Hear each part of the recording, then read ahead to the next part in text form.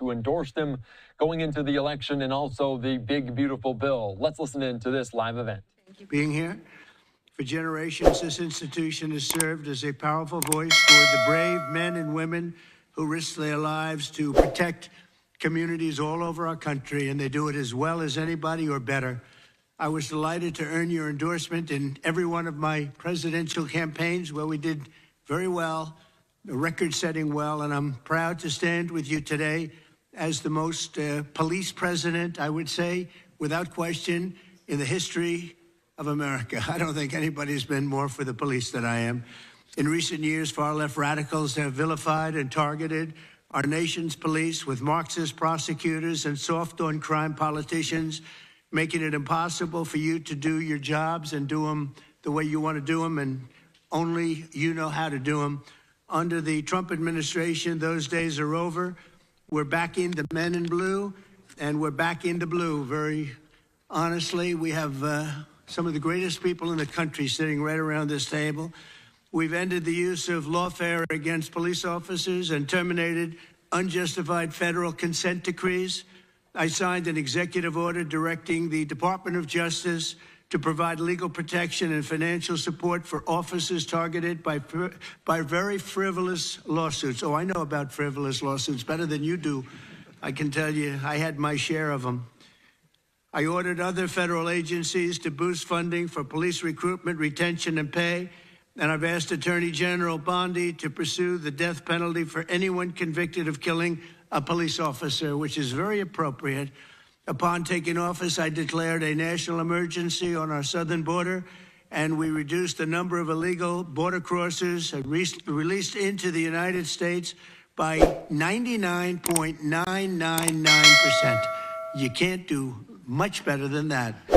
We've removed thousands of violent criminal illegal aliens from our communities as part of the largest deportation effort in American history. And just a few months into office, the national murder rate has plummeted by 28%.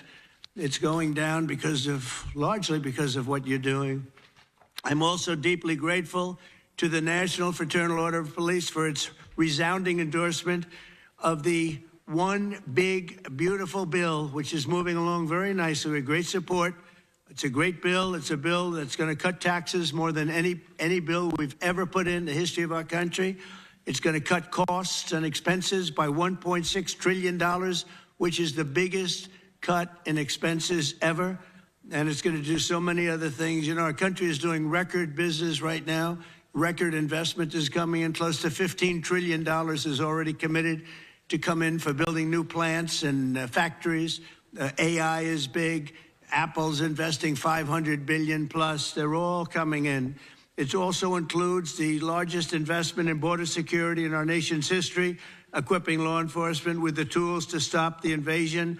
I built a lot of wall, hundreds of miles of wall. Now we're going to build some additional wall where we feel we probably should build it after a little trial and error.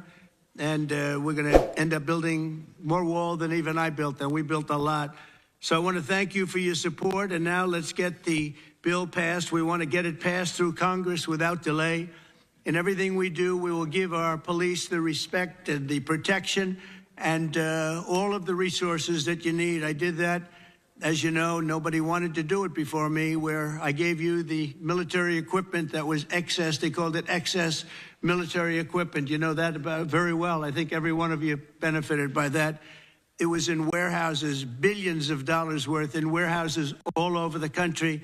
And other presidents didn't want to give it to you. I did. And we gave it to you, and it helped out a lot and saved a lot of police officers' lives.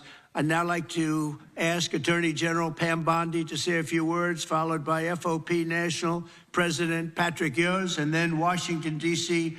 FOP Trustee Greg Pemberton, and Vice President of the Fraternal Order of Police, Joe Gamaldi, all great people. Thank you very much. Pam, thank you very much. Thank you, President. And